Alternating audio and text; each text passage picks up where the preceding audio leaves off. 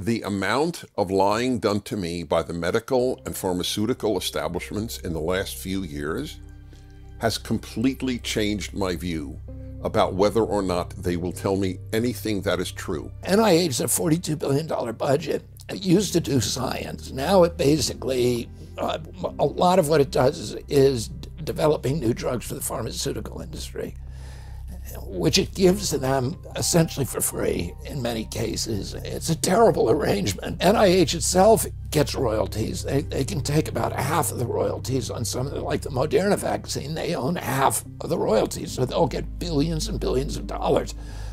Not only that, but there's 6 individuals who work for NIH who were Anthony Fauci's deputies, who each got margin rights for the patents, so they own royalties. It's pretty astonishing because these are the regulators that are supposed to be looking for problems with these drugs before they give them to us to protect us. If this drug does well, they're going to pay for their boat, they're going to pay for their children's education, and as long as that drug is being sold to people, they can make a profit. So the last thing they want to do is find problems within it. So that explains the moral corruption in the FDA and the NIH and the pharmaceutical companies, namely money.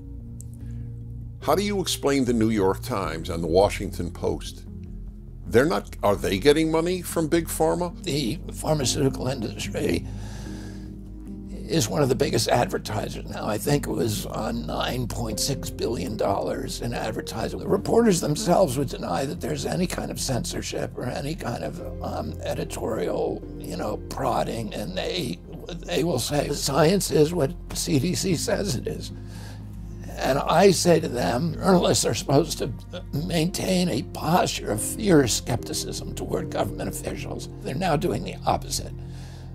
They have become propagandists for the government. Now, why is that happening? You can't just say they're being bought off by pharmaceutical companies. That's why I asked. Part of that dynamic is a lot of influence by the intelligence agencies throughout the press. The largest funder today of journalism around the world, mainly funded through USAID. They spend about $10 billion a year funding journalism around the world. But there are 2 things happen. One, the Patriot Act, and then President Obama issued an executive order that allowed the CIA to begin propagandizing Americans again. And we started seeing then press become overt kind of propaganda vessels for CIA. I understand the CIA and war, the CIA and elections.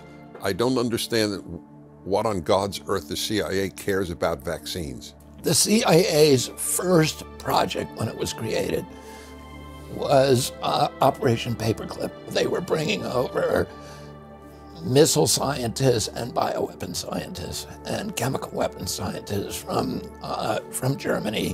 When you're doing bioweapons research, every bioweapon requires a vaccine.